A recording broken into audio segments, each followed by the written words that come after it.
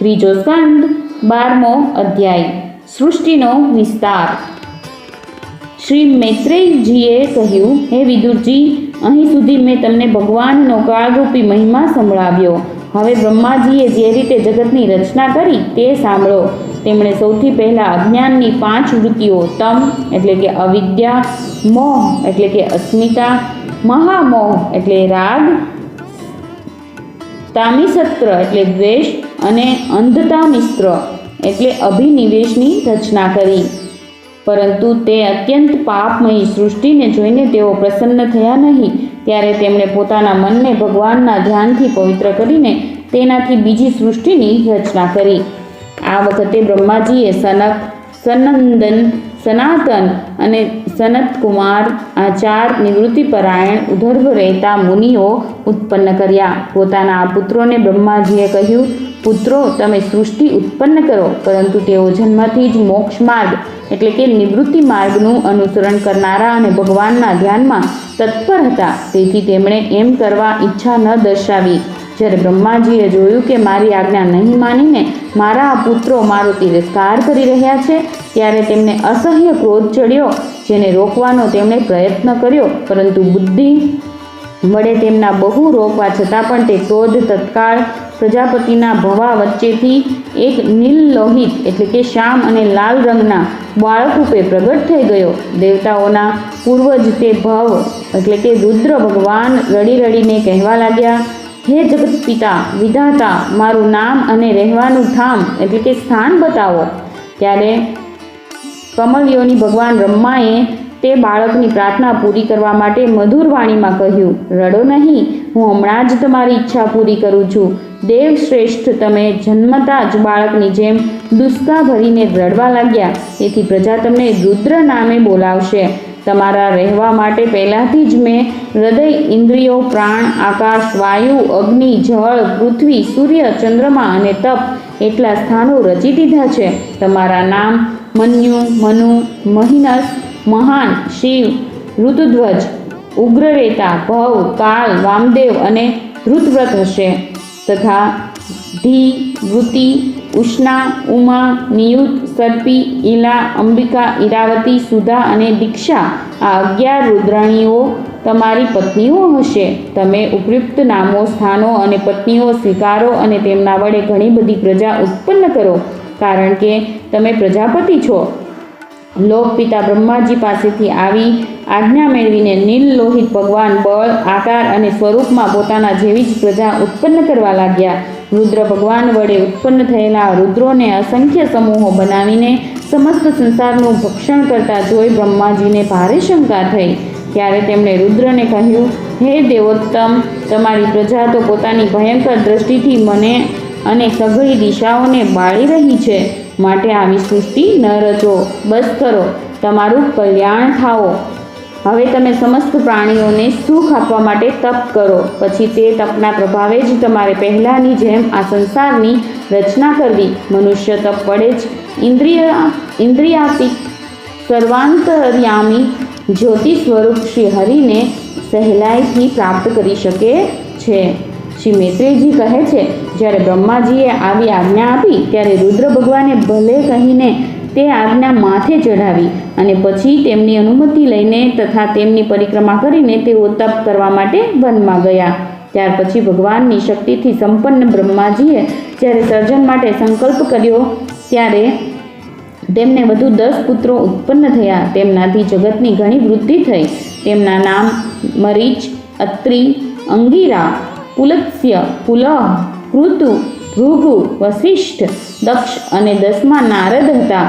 આમાં નારદજી પ્રજાપતિ બ્રહ્માજીના ખોળામાંથી, દક્ષ અંગૂઠામાંથી, વસિષ્ઠ પ્રાણમાંથી, ભૃગુ ત્વચામાંથી, ક્રતુ હાથમાંથી, પુલહ નાભીમાંથી, પુલસ્ત્ય ઋષિ કાનોમાંથી, અંગિરા મુખમાંથી, અત્રિ આંખોમાંથી અને મરીચ મનમાંથી ઉત્પન્ન થયા।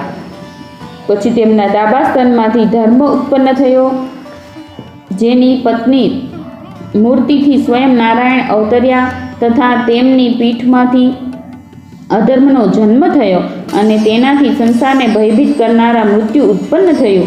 આ જ રીતે બ્રહ્માજીના હૃદયમાંથી કામ, બ્રહ્મરોમાંથી ક્રોધ, નીચલા હોઠમાંથી લોભ, મુખમાંથી વાણીની અધિષ્ઠાત્રી દેવી સરસ્વતી, લિંગમાંથી સમુદ્ર, ગુદામાંથી પાપનું આશ્રય સ્થાન એવા રાક્ષસોના અધિપતિ નિરુત્તિ ઉત્પન્ન થયા.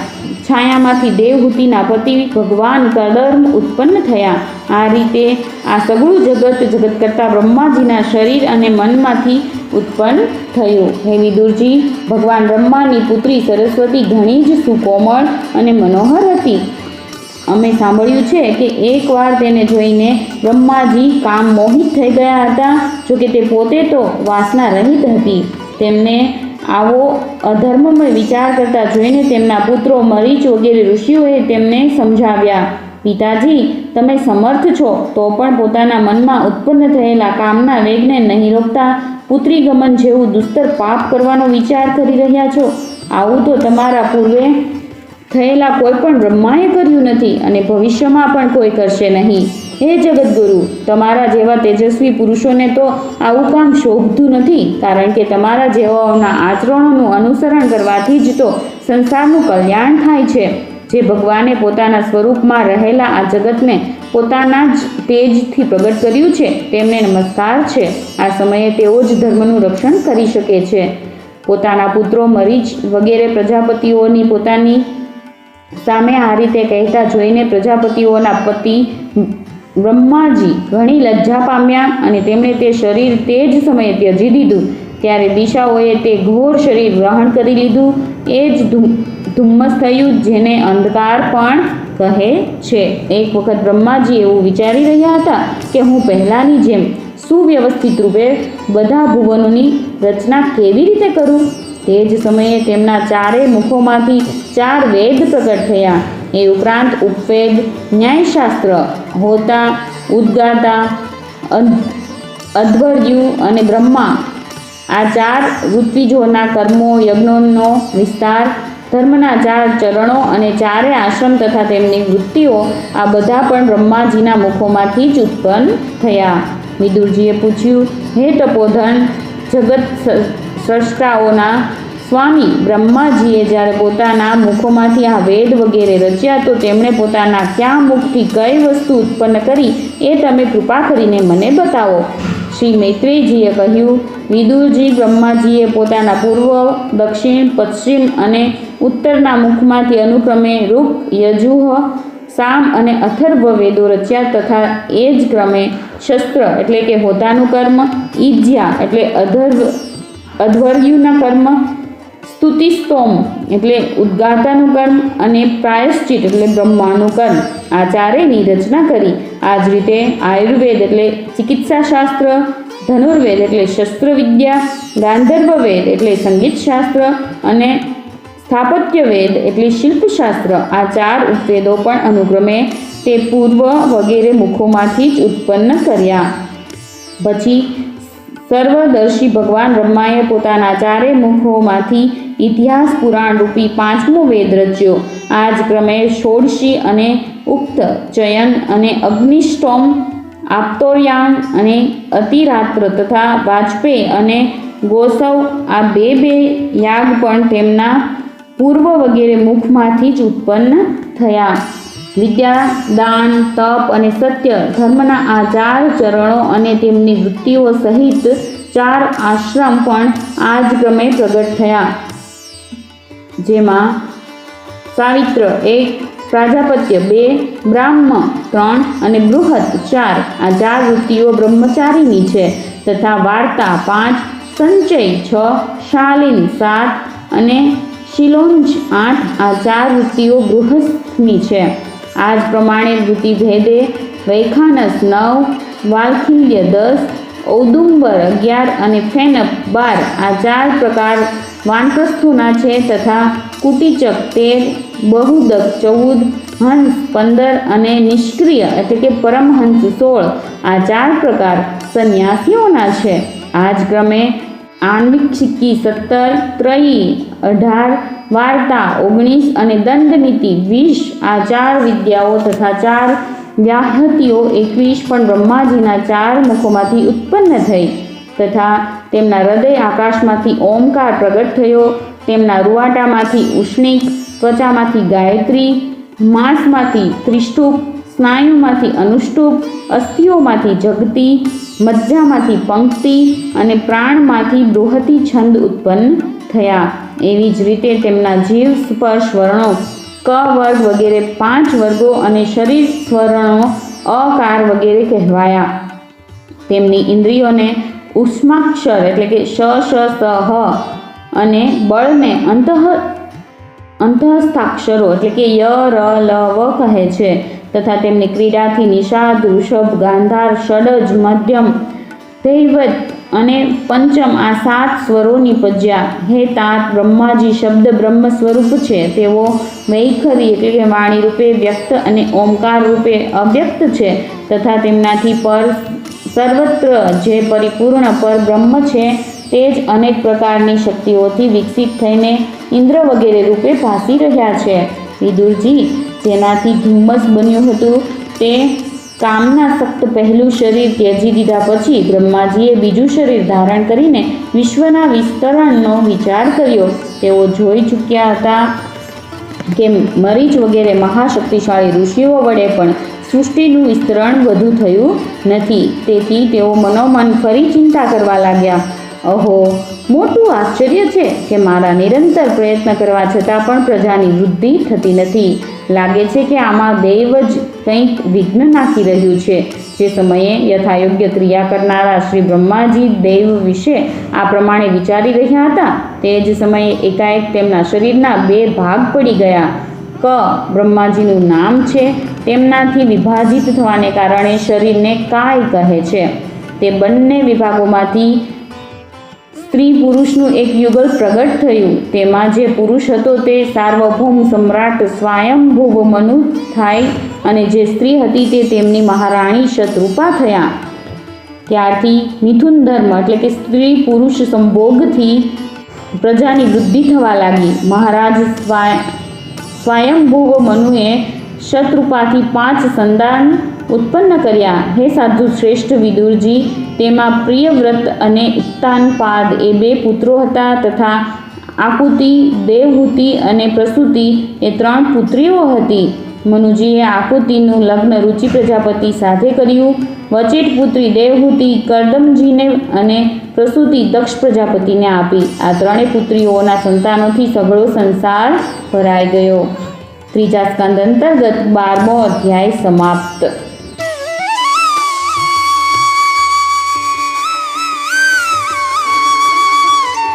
3જો સ્કંદ 13મો અધ્યાય વારાહ અવતારની કથા. શ્રી સુખદેવજીએ કહ્યું, હે રાજન, મુનિવર મૈત્રેયજીના મુખેથી આ પરમ પુણ્યમયી કથા સાંભળીને શ્રી વિદુરજીએ ફરી પૂછ્યું, કારણ કે ભગવાનની લીલા કથામાં એમનો અત્યંત અનુરાગ થઈ ગયો હતો. વિદુરજીએ પૂછ્યું કે હે મુનિ, સ્વયંભૂ બ્રહ્માજીના પ્રિય પુત્ર મહારાજ સ્વયંભુવ મનુએ પોતાની પ્રિય પત્ની શતરૂપાને મેળવ્યા પછી શું કર્યું? હે સાધુ શ્રેષ્ઠ, તમે મને આદ્યરાજ રાજર્ષિ સ્વયંભુવ મનુનું પવિત્ર ચરિત્ર સંભળાવો. તેઓ શ્રી વિષ્ણુ ભગવાનના શરણાગત હતા, તેથી તેમનું ચરિત્ર સાંભળવામાં મારી ઘણી શ્રદ્ધા છે. તેમના હૃદયમાં શ્રી મુકુંદના ચરણ કમળ વિરાજે છે. તે ભક્તજનોના ગુણોનું શ્રવણ કરવું એ જ મનુષ્યના દીર્ઘકાળ સુધી કરેલા શાસ્ત્રાભ્યાસના શ્રમનું મુખ્ય ફળ છે. આવો વિદ્વાનોનો શ્રેષ્ઠ મત છે. શ્રી સુખદેવજી કહે છે, હે રાજન, વિદુરજી સહસ્ત્ર શીર્ષ ભગવાન શ્રી હરિના ચરણાશ્રિત ભક્ત હતા. તેમણે જ્યારે વિનયપૂર્વક ભગવત કથા કહેવાની પ્રેરણા કરી ત્યારે મુનિવર મૈત્રેયજીનું રોમેરોમ ખીલી ઉઠ્યું અને તેમણે કહ્યું. આ સાથે જ શ્રી મૈત્રેયજી બોલ્યા, જ્યારે પોતાની પત્ની શતરૂપાની સાથે સ્વયંભૂ મનુનો જન્મ થયો ત્યારે તેમણે અત્યંત નમ્રતાપૂર્વક હાથ જોડીને શ્રી બ્રહ્માજીને કહ્યું, હે ભગવાન, એકમાત્ર તમે જ સમસ્ત જીવોના જન્મદાતા અને જીવિકા પ્રદાતા પિતા છો, તો પણ અમે તમારા સંતાનો એવું ક્યું કર્મ કરીએ કે જેથી તમારી સેવા થઈ શકે? હે પૂજ્યપાદ, અમે તમને નમસ્કાર કરીએ છીએ. અમારાથી થઈ શકે તેવું કોઈ કાર્ય કરવા અમને તમે આજ્ઞા આપો કે જેથી આ લોકમાં સર્વત્ર અમારી કીર્તિ થાય અને પરલોકમાં સદગતિ પ્રાપ્ત થઈ શકે. શ્રી બ્રહ્માજીએ કહ્યું, હે તાત પૃથ્વીપતિ, તમારા બંનેનું કલ્યાણ થાઓ. હું તમારાથી ઘણો પ્રસન્ન છું, કારણ કે તમે નિષ્કપટ ભાવે મને આજ્ઞા આપો એમ કહીને મને આત્મસમર્પણ કર્યું છે. હે વીર પુત્રોએ આ જ પ્રકારે પોતાના પિતાની પૂજા કરવી જોઈએ. તેમને માટે એ યોગ્ય છે કે તેઓ બીજાઓ પ્રત્યે ઈર્ષાભાવ નહીં રાખતા બને ત્યાં સુધી તેમની આજ્ઞાનું આદરપૂર્વક સાવધાનીથી પાલન કરે. તમે પોતાની આ પત્નીથી પોતાના જ જેવા ગુણવાન સંતાનો ઉત્પન્ન કરીને પૃથ્વીનું ધર્મપૂર્વક પાલન કરો અને યજ્ઞો વડે શ્રી હરિની આરાધના કરો. હે રાજન, પ્રજા પાલન કરવાથી મારી મોટી સેવા થશે અને તમને પ્રજાનું પાલન કરતા જોઈને ભગવાન શ્રી હરિ પણ તમારા પર પ્રસન્ન થશે. જેમના પર જનાર્દન ભગવાન પ્રસન્ન થતા નથી તેમનો સઘળો શ્રમ વ્યર્થ જાય છે, કારણ કે તેઓ તો એક પ્રકારે પોતાના આત્માનો જ અનાદર કરે છે. મનુજીએ કહ્યું, પાપનો નાશ કરનાર હે પિતાજી, હું તમારી આજ્ઞાનું અવશ્ય પાલન કરીશ, પરંતુ તમે આ જગતમાં મારા અને મારી ભાવિ પ્રજાના રહેઠાણનું સ્થાન બતાવો. હે દેવ, બધા જીવોનું નિવાસ સ્થાન એવી પૃથ્વી અત્યારે પ્રલયના જળમાં ડૂબેલી છે. તમે આ દેવી એટલે કે પૃથ્વીના ઉદ્ધારનો પ્રયત્ન કરો. શ્રી મૈત્રેયજીએ કહ્યું, પૃથ્વીને આ રીતે અતાગ જળમાં ડૂબેલી જોઈને બ્રહ્માજી દીર્ઘકાળ સુધી મનમાં એમ વિચારતા રહ્યા કે આનો કેવી રીતે ઉદ્ધાર કરું. જે સમયે હું આ લોકની રચનામાં વ્યસ્ત હતો તે સમયે પૃથ્વી જળમાં ડૂબી જવાથી રસાતલમાં ચાલી ગઈ. અમે સર્જન કાર્યમાં નિયુક્ત છીએ, તેથી આ માટે અમારે શું કરવું જોઈએ? હવે તો એમના સંકલ્પ માત્રથી મારો જન્મ થયો છે. તે સર્વશક્તિમાન શ્રી હરિ જ મારું આ કામ પૂરું કરે. હે નિષ્પાપ વિદુરજી, બ્રહ્માજી આ પ્રમાણે વિચારી રહ્યા હતા એટલામાં જ તેમના નસકોરામાંથી અચાનક જ અંગૂઠા જેવડા આકારનું એક વરાહ શિશુ નીકળ્યું. જે હે ભારત, મોટા આશ્ચર્યની વાત તો એ બની કે આકાશમાં ઊભેલું તે વરાહ બાળ બ્રહ્માજીના દેખતા જ મોટું થઈને પળવારમાં હાથી જેવડું થઈ ગયું. તે વિશાળ વરાહ મૂર્તિને જોઈને મરીચી વગેરે મુનિઓ, સનક વગેરે અને સ્વયંભૂ મનુ સહિત શ્રી બ્રહ્માજી જાત જાતના વિચાર કરવા લાગ્યા કે અહો, વરાહના રૂપમાં આજે આ ક્યું દિવ્ય પ્રાણી અહીં પ્રગટ થયું છે. કેવું આશ્ચર્ય! આ હમણાં તો મારા નાકમાંથી નીકળ્યું હતું. પહેલાં તો આ અંગૂઠાના ટેરવા જેવડું દેખાતું હતું, પણ એક પળમાં જ મોટી શિલા જેવડું થઈ ગયું. અવશ્ય જ યજ્ઞમૂર્તિ ભગવાન અમારા મનને મોહી રહ્યા છે. બ્રહ્માજી અને તેમના પુત્રો આ પ્રમાણે વિચારી રહ્યા હતા એટલામાં જ યજ્ઞ પુરુષ વરાહ ભગવાન પર્વતાકાર બનીને ગર્જવા લાગ્યા. સર્વશક્તિમાન શ્રી હરિએ પોતાની ગર્જનાથી દિશાઓને પ્રતિધ્વનિત કરીને બ્રહ્મા અને બ્રાહ્મણ શ્રેષ્ઠોને હર્ષિત કરી મૂક્યા. પોતાનો ખેદ દૂર કરનારો માયામય વરાહ ભગવાનનો ગડગડાટ સાંભળીને જનલોક, તપલોક અને સત્યલોકના નિવાસી મુનિગણો ત્રણે વેદોના પરમ પવિત્ર મંત્રોથી તેમની સ્તુતિ કરવા લાગ્યા. ભગવાનના સ્વરૂપનું વેદોમાં વિસ્તારપૂર્વક વર્ણન કરવામાં આવ્યું છે. તેથી તે મુનીશ્વરોએ જે સ્તુતિ કરી તેને વેદરૂપ માનીને ભગવાન ઘણા પ્રસન્ન થયા અને ફરી એકવાર ગર્જના કરીને દેવતાઓના હિત માટે ગજરાજ જેવી લીલા કરતા જળમાં પ્રવેશી ગયા. પહેલાં તો વારાહરૂપ તે ભગવાન પૂંછડી ઊંચી કરીને ભારે વેગથી આકાશમાં ઉછળ્યા અને પોતાની ગરદનના વાળ ઝાટકીને એમના ખરીઓના પ્રહારોથી વાદળો વિખરાઈ ગયા. તેમનું શરીર ઘણું વૃક્ષ એટલે કે કઠોર હતું. ચામડી પર કડક વાળ હતા, દાઢો સફેદ હતી અને આંખોમાંથી તેજ નીકળી રહ્યું હતું. તે સમયે તેઓ ઘણા શોભાયમાન હતા. ભગવાન સ્વયં યજ્ઞ પુરુષ છે, તેમ છતાં વારાહ રૂપ ધારણ કરવાને કારણે પોતાના નાકથી સૂંઘીને પૃથ્વીની ભાળ મેળવી રહ્યા હતા. તેમની દાઢો ઘણી બિહામણી એટલે કે કઠોર હતી. એ પ્રમાણે તેઓ જો કે ઘણા ક્રૂર જણાતા હતા તો પણ પોતાની સ્તુતિ કરનારા મરીચી વગેરે મુનિઓ પ્રત્યે કરુણાભરી નજરે નિહાળતા રહીને તેમણે જળમાં પ્રવેશ કર્યો. તે સમયે તેમનું વ્રજમય પર્વત જેવું કઠોર શરીર એટલે કે કલેવર પાણીમાં પડ્યું ત્યારે તેના વેગથી જાણે કે સમુદ્રનું પેટ ફાટી ગયું હોય અને તેમાં વાદળાઓના ગડગડાટ જેવો મહાભીષણ અવાજ થયો. તે સમયે એવું લાગ્યું હતું કે જાણે પોતાની પ્રચંડ તરંગરૂપી ભુજાઓને ઊંચી કરીને તે અત્યંત આર્ત સ્વરે હે યજ્ઞેશ્વર મારું રક્ષણ કરો એ પ્રમાણે પુકારી રહ્યો છે. ત્યારે ભગવાન યજ્ઞમૂર્તિ બાણ જેવી તીક્ષ્ણ પોતાની ખરીઓથી પાણીને ચીરતા ચીરતા તે અપાર જળરાશિની પેલે પાર પહોંચ્યા. ત્યાં રસાતલમાં તેમણે સમસ્ત જીવોની આશ્રયભૂત પૃથ્વીને જોઈ કે જેને કલ્પના અંતમાં શયન કરવા માટે તત્પર બનેલા શ્રી હરિએ સ્વયં પોતાના જ ઉદરમાં લીન કરી દીધી હતી. પછી તેઓ જળમાં ડૂબેલી પૃથ્વીને પોતાની દાઢો પર લઈને રસાતલમાંથી ઉપર આવ્યા. તે સમયે તેઓ ઘણા શોભી રહ્યા હતા. જળમાંથી બહાર આવતી વખતે તેમના માર્ગમાં અવરોધ ઊભો કરવા માટે મહાપરાક્રમી હિરણ્યાક્ષે જળની અંદર જ તેમના પર ગદાનો પ્રહાર કર્યો. તેથી તેમનો ક્રોધ ચક્રની જેમ તીક્ષ્ણ થઈ ગયો અને તેમણે તેને લીલાપૂર્વક જ એવી રીતે મારી નાખ્યો કે જેમ સિંહ હાથીને મારી નાખે છે. તે સમયે તેના લોહીથી તેમના મોં અને લમણા ખરડાવાને કારણે તેઓ એવા લાગતા હતા કે જાણે કોઈ ગજરાજ લાલ માટીના ટેકરાને ટકરાઈને આવ્યો હોય. પ્રિય વિદુર, જેમ ગજરાજ પોતાના દંતશૂળો પર કમળ પુષ્પ ધારણ કરી લે તે જ રીતે પોતાના સફેદ દાંતોની અણી પર પૃથ્વીને ધારણ કરીને જળમાંથી બહાર નીકળેલા તમાલપત્ર જેવા નીલવર્ણી વરાહ ભગવાનને જોઈને બ્રહ્મા, મરીચી વગેરેને ખાતરી થઈ ગઈ કે સ્વયં યજ્ઞમૂર્તિ ભગવાને જ વરાહ રૂપે પૃથ્વીનો ઉદ્ધાર કર્યો.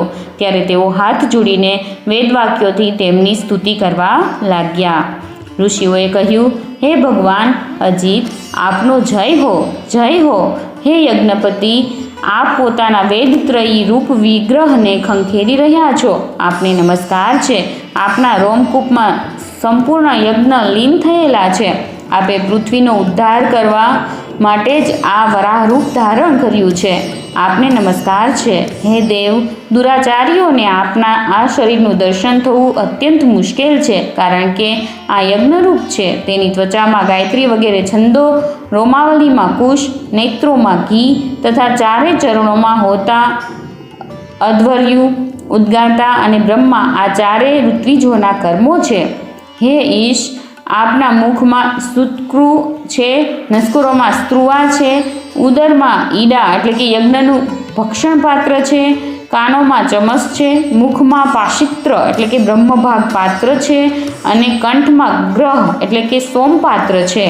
હે ભગવાન, આપની જે ભક્ષણ ક્રિયા છે તે જ અગ્નિહોત્ર છે. વારંવાર અવતાર લેવો એ યજ્ઞ સ્વરૂપ આપની દીક્ષણીય ઇષ્ટ છે. ગરદન ઉપસદ 3 ઇષ્ટિઓ છે.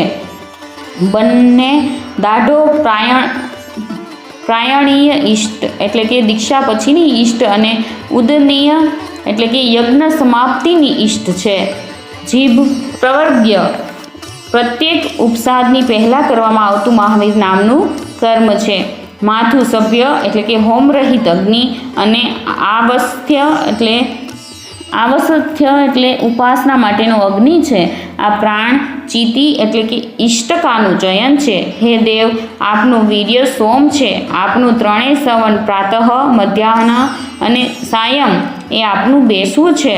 7 ધાતુ અગ્નિષ્ટોમ, અત્યગ્નિષ્ટોમ, ઉક્ત, ષોડશી, વાજપેયી, અતિરાત્ર અને આપ્તોર્યામ નામની 7 સંસ્થાઓ છે તથા શરીરની સંધિઓ એટલે કે સાંધાઓ સંપૂર્ણ સત્ર છે. આ પ્રમાણે આપ સંપૂર્ણ યજ્ઞ એટલે કે સોમ રહિત યાગ અને ક્રતુ એટલે કે સોમ સહિત યાગ રૂપે છો. યજ્ઞ અનુષ્ઠાન રૂપી ઇષ્ટિઓ આપના અંગોને જોડી રાખનાર ઇષ્ટ બંધન એટલે કે માંસપેશીઓ છે. સમસ્ત મંત્રો, દેવતાઓ, દ્રવ્યો, યજ્ઞો અને કર્મો એ સર્વ આપના જ સ્વરૂપ છે. આપને નમસ્કાર છે. વૈરાગ્ય, ભક્તિ અને મનની એકાગ્રતાથી જે જ્ઞાનનો અનુભવ થાય છે તે આપનું જ સ્વરૂપ છે તથા આપ જ બધાના વિદ્યાગુરુ છો. આપને ફરીથી નમસ્કાર છે. જે રીતે સરોવરમાંથી નીકળતા ગજરાજના દાંત ઉપર કમલીની વીંટળાઈ વળે છે એટલે કે ગજરાજનો તેના માટે કોઈ આયાસ હોતો નથી, તે જ પ્રમાણે આપ પર્વત સહિત પૃથ્વીને પોતાના દાંતો પર મૂકીને લઈ આવ્યા. આપના માટે આ કેટલું સહજ છે. આપના દાંતો પર રાખેલો ભૂમંડળ સહિતનો આપનો આ વેદમય વરાહરૂપ વિગ્રહ એવો શોભી રહ્યો છે કે જેમાં શિખરો પર છવાયેલી મેઘમાળાથી કુળ પર્વત શોભી રહે છે. હે નાથ, ચરાચર જીવોના સુખેથી રહેવા માટે આપ પોતાની પત્ની આ જગત માતા પૃથ્વીની જળ પર સ્થાપના કરો. આપ જગત પિતા છો અને અરણીમાં જે રીતે આપનું તેજ એટલે અગ્નિ સ્થાપિત છે તે જ રીતે આપે આપના ધારણ શક્તિરૂપ તેજને પૃથ્વીમાં સ્થાપિત કર્યું. અમે આપને અને આ પૃથ્વી માતાને પ્રણામ કરીએ છીએ. હે પ્રભુ, રસાતલમાં ડૂબેલી આ પૃથ્વીને બહાર કાઢવાનું સાહસ આપના સિવાય અન્ય કોણ કરી શકે અને કોણ કરી શકે એમ હતું. પરંતુ આપ તો સમસ્ત આશ્ચર્યોના આશ્ચર્ય છો. આપને માટે આ કોઈ આશ્ચર્યની વાત નથી. આપે જ તો પોતાની માયાથી આ અતિ આશ્ચર્યપૂર્ણ વિશ્વની રચના કરી છે. જ્યારે આપ પોતાના વેદમય વિગ્રહને ખંખેરો છો ત્યારે આપની ગરદનના વાળ પરથી ઝરતા શીતળ જળબિંદુઓ અમારા ઉપર પડે છે. હે ઈશ, તેમનાથી ભીંજાઈને જનલોક, તપલોક અને સત્યલોકમાં રહેનારા અમે મુનિજનો સર્વથા પવિત્ર થઈ ગયા છીએ. જે મનુષ્ય આપના કર્મોનો પાર પામવા એટલે કે તાગ મેળવવા ઈચ્છે છે તેની બુદ્ધિ નષ્ટ થયેલી છે, કારણ કે આપના કર્મોનો કોઈ પાર જ નથી. આપની જ યોગ માયાના સત્વ વગેરે ગુણોથી આ સઘળું જગત મોહિત થઈ રહ્યું છે.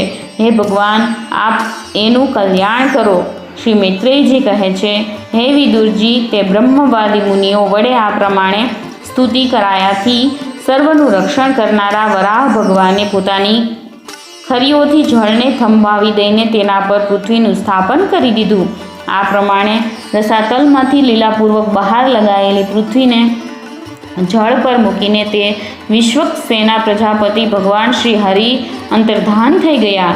હે વિદુરજી, ભગવાનનું લીલાપૂર્ણ ચરિત્ર અત્યંત કીર્તનીય છે અને તેમનામાં પરોવાયેલી બુદ્ધિ તમામ પ્રકારના પાપો અને તાપો દુઃખોને દૂર કરી દે છે.